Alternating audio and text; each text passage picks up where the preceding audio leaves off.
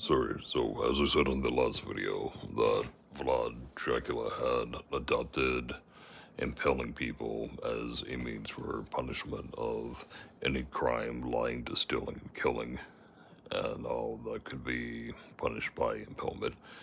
And he was so confident in the effectiveness of his law that Dracula placed a golden cup on display in the central square. The cup could be used by thirsty travelers, but had to remain on the square. And according to available historical sources, it was never stolen and remained entirely unmoved throughout Vlad's reign. Crime and corruption ceased, commerce and culture thrived, and many Romanians to this day view Vlad as a hero for his fierce insistence of honesty and order.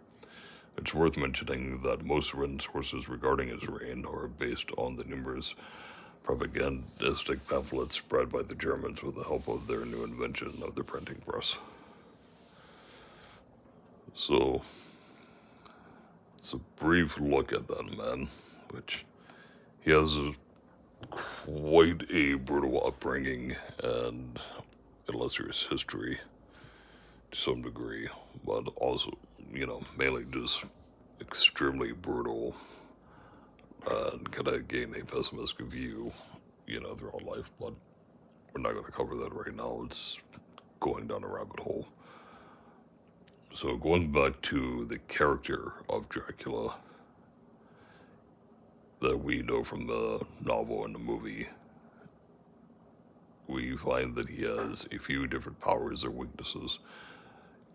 The character of Dracula is able to shapeshift. He can become small. He can be a bat, large dog, fog or mist, or a wolf. There is vampirism that he does possess, where he's able to turn others into vampires by simply biting them. There's bloodletting, which Dracula requires no other sustenance but fresh human blood, which has the effect of rejuvenating him and allowing him to grow younger. And his power is drawn from the blood of others, and he, of course, can survive without that. Then there's a vampire's baptism of blood.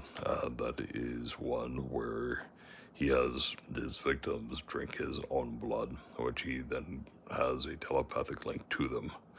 And of course, there are limitations and powers like thirst. He must, constantly feed on blood. Religious symbolism in this version, crosses, crucifixes, anything in the like, Bibles. And some mention of a death sleep, which I imagine is a long state of rest for him. But that will conclude this episode.